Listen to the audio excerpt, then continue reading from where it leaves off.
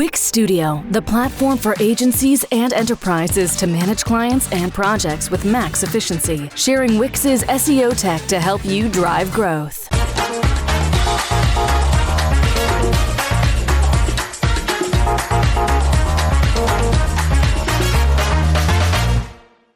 Fix errors, waste, and issues in a couple of clicks.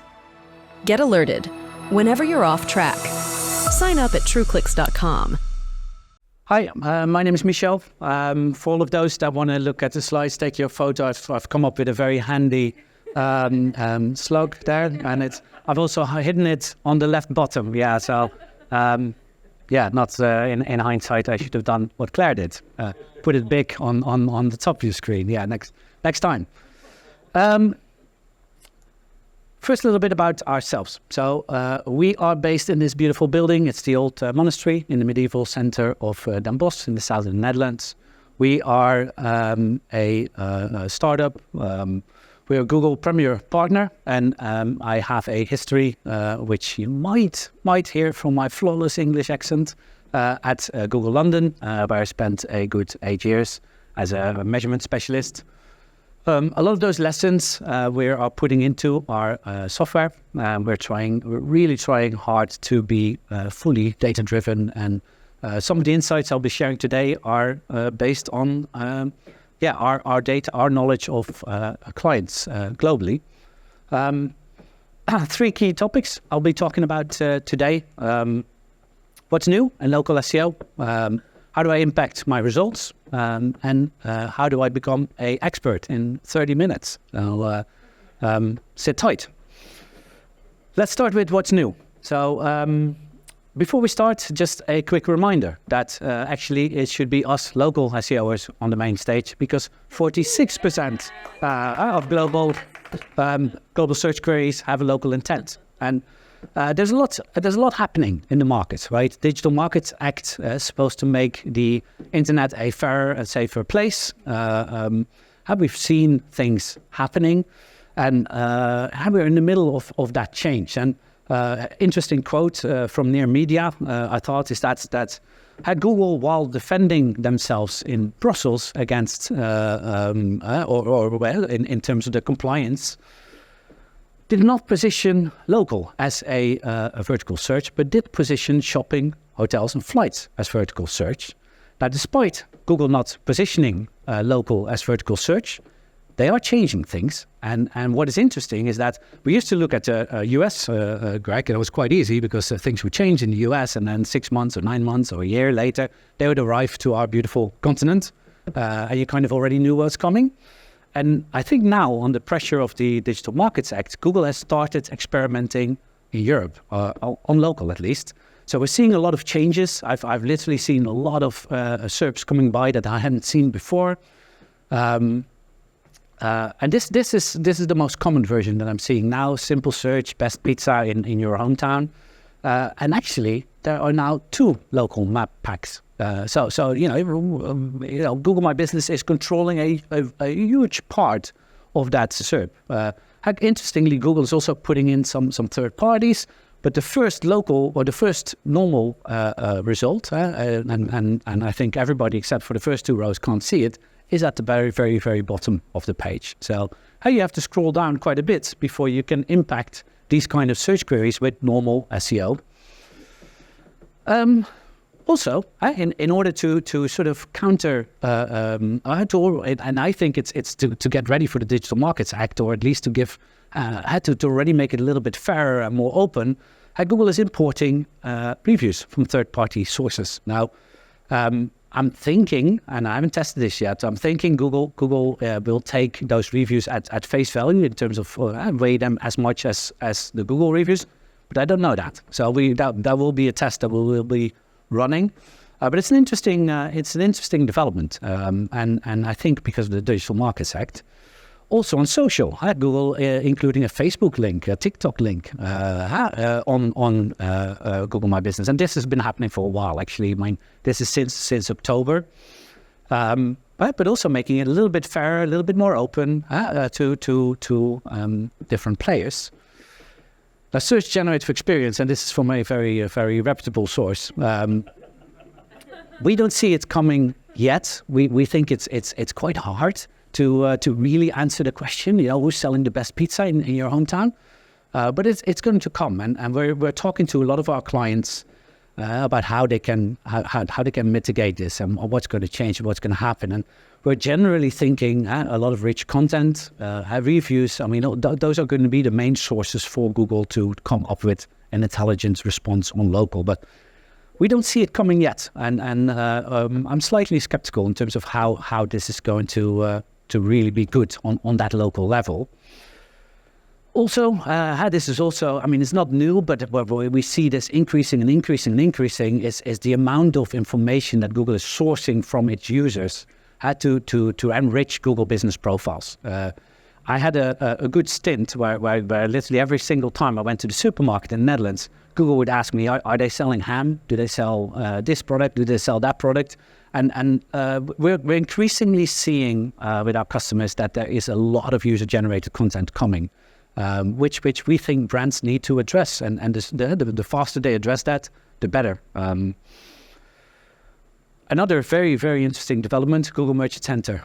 Google Merchant Center used to be for big retailers, right? Where you'd have a big product feed and it was complicated. And then if you were a sophisticated organization and you understood what products were in which shops and what prices, you'd build a local inventory feed, and you'd have these fantastic integrations both with Google Ads but also with free listings. Now a lot of that is gone, but last year's Google Marketing Live, they introduced the Merchant Center Next, which was supposed to be the light version of the Merchant Center. The beginning of this year, Google has changed that and has widened the scope. So we now have customers with cars or cheese sandwiches in Google Merchant Center Next. And Google Merchant Center Next actually pulls information from your website. So you no longer have to, really maintain this complex feed. It can pull that information in. And it's a very easy way to connect your local products to all of your locations. So definitely an interesting one to keep an eye on as a SEO marketeer. And then keywords, we're at a SEO conference. This is already old. This has been now for a little bit over a year, but still, it's quite valuable. Those keywords. What do you to build local content, to see how people are finding you, to understand where Google My Business sits in the customer journey. Cool. Apple Business Connect, for those of you that were here last year, I talked quite a bit about that. Apple Business Connect is still new. Apple is innovating a little bit. Apple is still following the US first strategy, so there's still quite a bit of functionality that's not available here. But it is a good second. And we have done some research. This is 2023 data from the beginning to the end. On almost 1,100 locations, and we're seeing, and I have a laser. Yeah, the laser doesn't work. We're seeing their consistent increase, right, in Apple's share of maps. So that's going from 6.6 to 9.14. So it's very likely that it's now at or above 10%. But remember, this is Apple Maps versus Google Maps, right? So this is not the total impressions. And one of the big developments, and I'm not 100% sure about the date, but I think as of last August, Apple started implementing Apple Maps as default on the iPhone, which I think will lead to lots of young people discovering Apple Maps and using it. It's less cluttered. It's for all these years I've used Google Maps for 15 years. It's going to take quite a bit to get me off of Google Maps, but for young people, I think that might be, they offer a nice experience.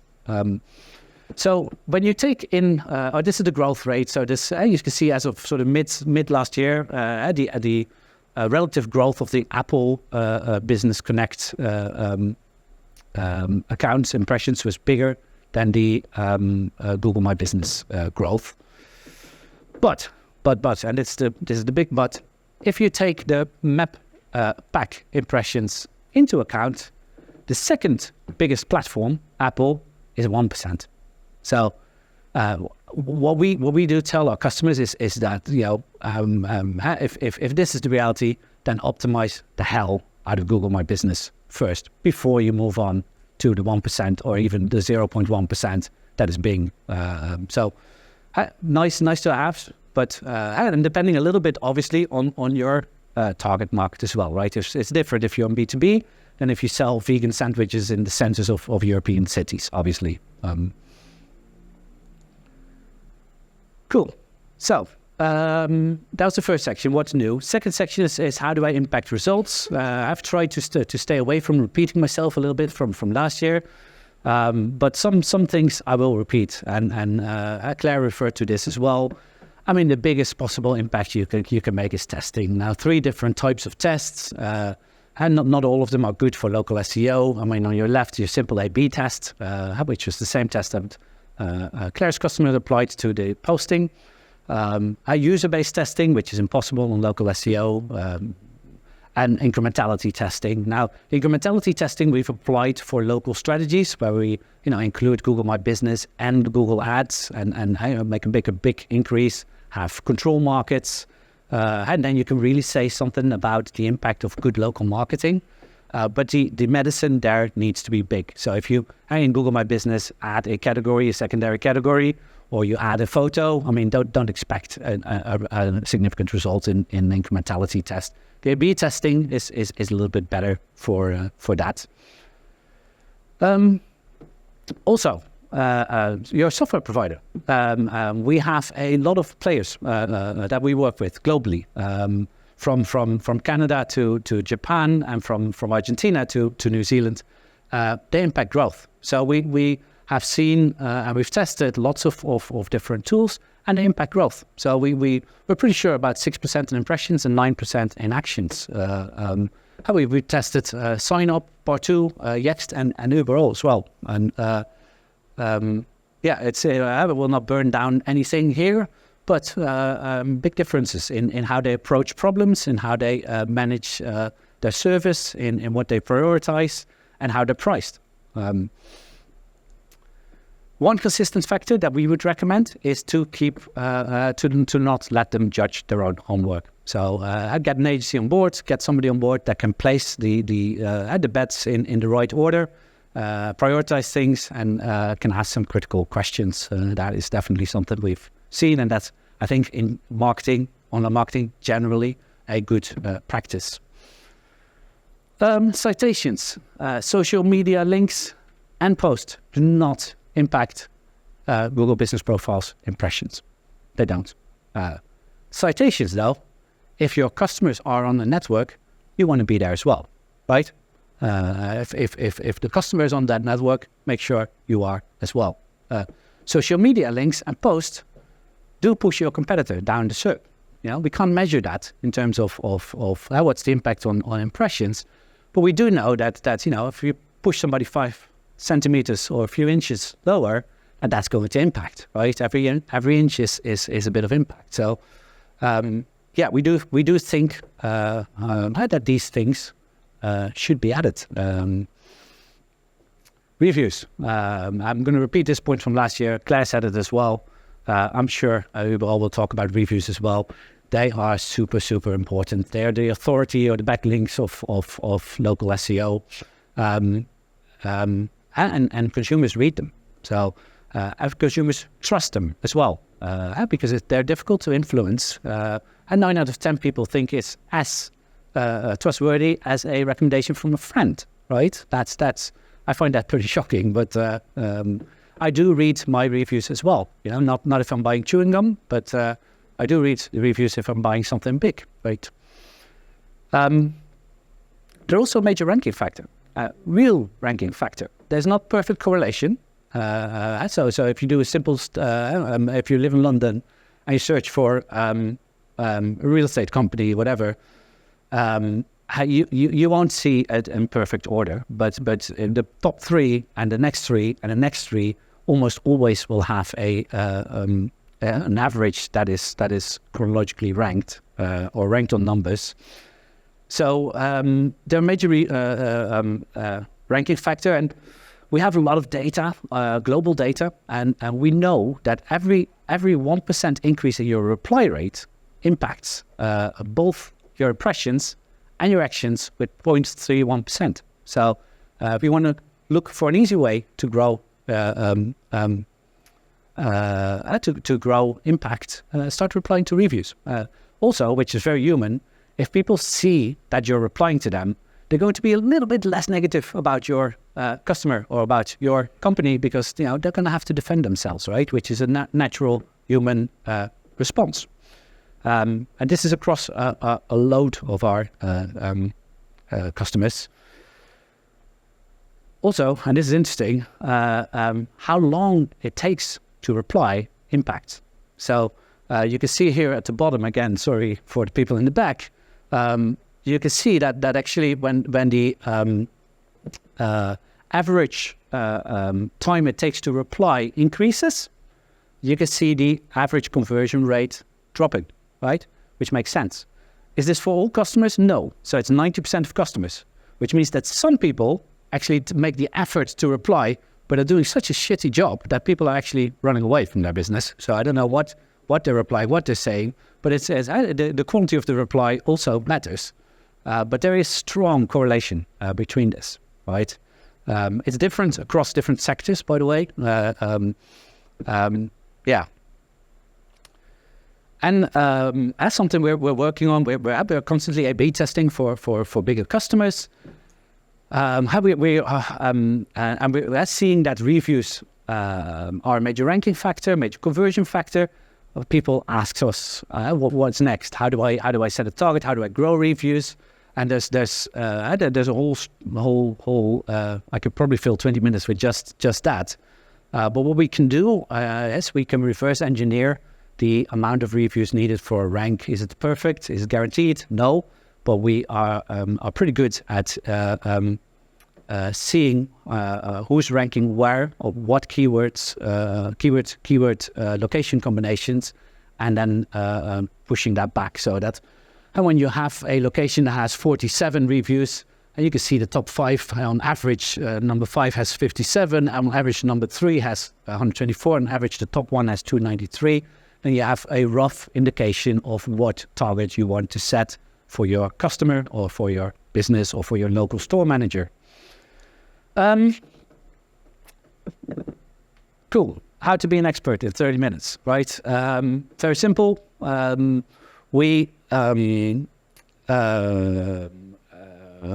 how to get access to reputation management, local keywords, hygiene and performance data.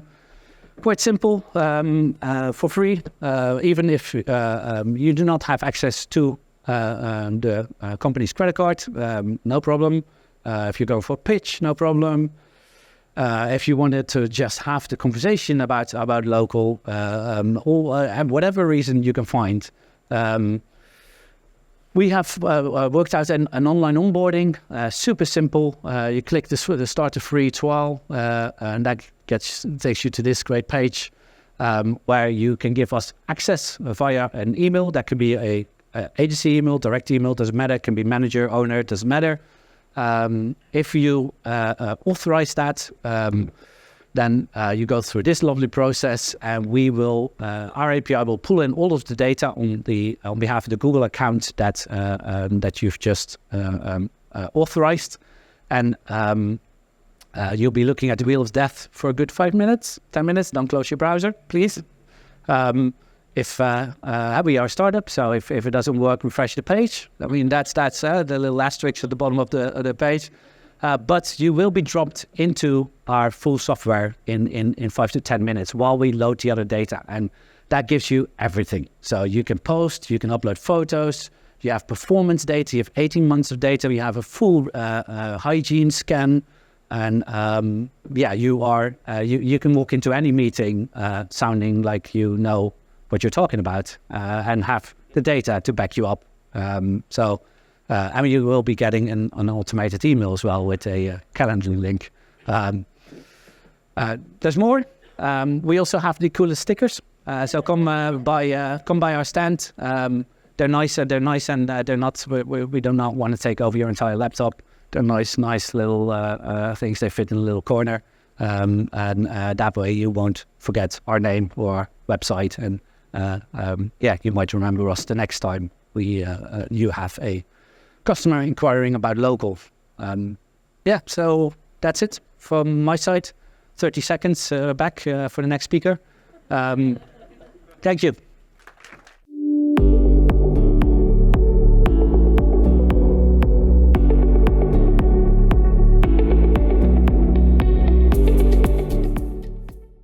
Monthly reporting making you want to shove sharp things up your nose? Try Dragon Metrics, the all-in-one SEO software with mind-blowing reporting tools.